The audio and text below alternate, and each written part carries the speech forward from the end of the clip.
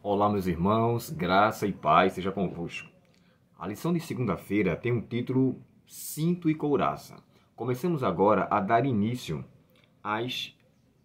aos objetos, aos utensílios da armadura de Deus. E me chama a atenção que a expressão cinto, na verdade, o cinto não faz parte da armadura de Deus. A armadura envolve capacete, couraça, os pés serem calçados, escudo, espada, mas o cinto, qual seria a utilidade do cinto?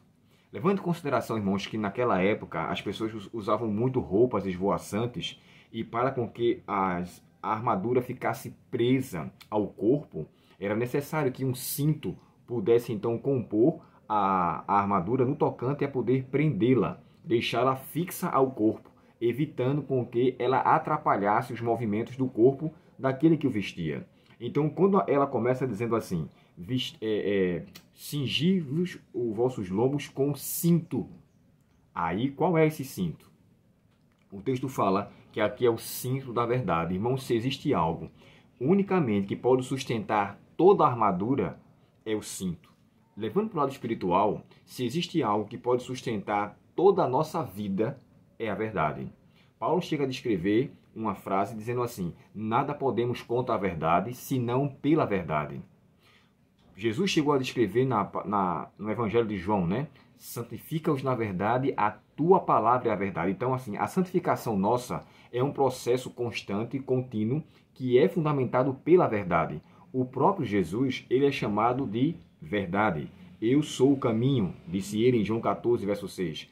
A verdade e a vida. Então, todos aqueles que seguem a Cristo devem viver pela verdade. Uma coisa que eu gostaria de deixar bem claro aqui, irmãos.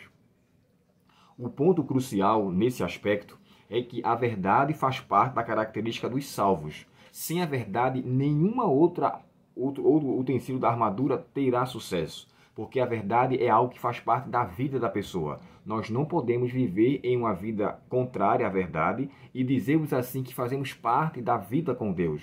Quando Paulo fala aos Colossenses, também aqui sobre o mesmo aspecto, ele chega a dizer assim: pois deixai-vos a mentira, porque todos vós revestistes dos velhos...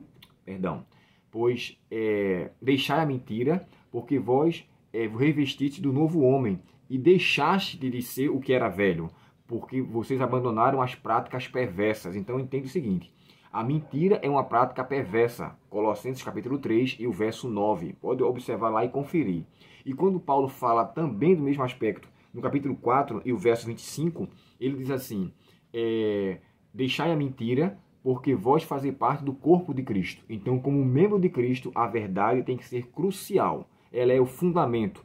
Deixai, de fato, a vida de mentira. E eu vou só dizer aqui rapidamente dois exemplos. Sofonias 3, verso 13, fala que o remanescente de Israel não cometerá mentira. Então, o remanescente são todos os salvos. Apocalipse 14, o verso 5, fala que os 144 mil não achará engano em sua boca. E Apocalipse 21 fala que não entrará no céu nenhuma pessoa que cometa abominação e mentira.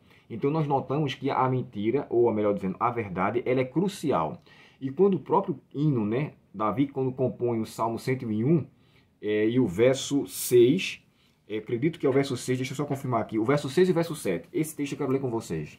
Salmo 101, e o verso 6 e 7, o texto diz assim: os meus olhos procurarão os fiéis da terra, para que estejam comigo para sempre. O que anda no caminho reto, esse me servirá.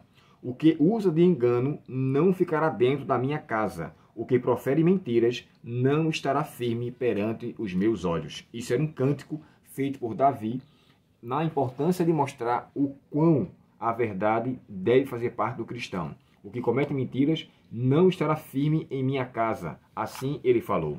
Então, assim, a verdade é algo crucial. É algo que tem que ser implícito na vida da pessoa. E justiça, a couraça da justiça. Essa é a parte que cobre todo o corpo, e especificamente o coração. Tanto o Mateu Henry quanto o Comentário Bíblico Adventista faz menção às duas aplicações. Assim como a couraça cobria o coração físico de que algo ou algum dardo pudesse alcançar, na luta espiritual, a couraça também no sentido espiritual, que é a justiça, nos priva de algo contrário, Quem é justo aos olhos de Deus pode ficar certo que está protegido por ele. Por isso que a armadura começa com esses dois elementos. Irmãos, não é uma, como é que eu posso dizer assim, uma lista que está sendo feita de forma aleatória. Cada armadura tem o seu lugar devido. Primeiro é a verdade, segundo é a justiça, e aí vem os demais. Sem essas duas iniciais, as demais não terá efeito. Lembre-se, Jesus é descrito no livro de Jeremias como Senhor Justiça Nossa. Quando Jesus falou ali no monte chamado de o Monte das Bem-aventuranças, né? Quando ele falou o Sermão do Monte, no capítulo 5, o verso 6 de Mateus, ele fala assim, ó, felizes aqueles que têm fome e sede de justiça. Sabe aquela sede de você saber que aquilo não é de acordo com o que Deus quer, aquilo não é justo? O próprio Pedro, quando chega a falar sobre a volta de Cristo e a cidade do qual descerá, no capítulo 3, na sua segunda carta, Pedro nos diz assim, pois aguardamos novos céus e nova terra, nos quais habita justiça. 2 Pedro 3, verso 13. Eu estava procurando aqui o texto onde ele se encontrava. 2 Pedro 3, 13. Habita a justiça. Então, assim, Jesus será chamado de justiça nossa. Nós levamos em consideração a cidade que virá de lá. Então, o conselho de Cristo, nas suas bem-aventuranças, é que nós devemos ter sede, irmãos, nada que é injusto. Lembre-se que isso faz parte também de Filipenses 4, verso 8, né? Tudo que é verdadeiro, tudo que é justo, tudo que é de boa fama. Então, essas coisas devem ocupar o nosso coração. Que sejamos, irmãos, revestidos da armadura de Cristo. Lembrando, primeiro ponto, devemos ser verdadeiros e justos. Sem essas duas atribuições, nenhuma outra parte da armadura terá efeito positivo. Que eu e você sejamos, aos olhos de Deus, aquilo que Ele espera, e aos olhos dos homens, possamos confirmar o que Deus tem para nós como propósito. Seja verdadeiro, seja justo. Não faça negociações para ganhar de forma desvantajosa, sabendo que o seu irmão não vai, na verdade, ter um ganho, não terá um lucro, e não só vise o seu benefício. Isso é egoísmo. Que Deus, portanto, nos faça valer a verdade e a justiça, para que dessa forma possamos andar lado a lado com Cristo e as demais partes da armadura sejam uma realidade em nossa vida. Oremos ao Senhor. Querido Pai Celestial, obrigado pela Tua verdade e obrigado pela Tua justiça. Nos ajuda a sermos verdadeiros e justos aos Teus olhos, e que assim, Senhor, não viemos a negociar coisa alguma, a não ser tudo aquilo que procede de Ti, que possamos estar firmes com a Tua palavra, firmes no assim diz o Senhor. Que os Teus filhos que estão assistindo este vídeo sejam também, Pai, alcançados pelo Teu Espírito, assim como eu preciso ser. E que nós todos juntos possamos dizer aos céus que nós aguardamos novos céus. Dizemos ao Senhor que aguardamos novos céus e nova terra, nos quais habita a justiça. Tem misericórdia, ó Pai, muitas vezes de nossa impiedade e injustiça, e nos ajuda a sermos aquilo que o Senhor quer para cada um de nós. Nós te pedimos em nome de Jesus. Amém.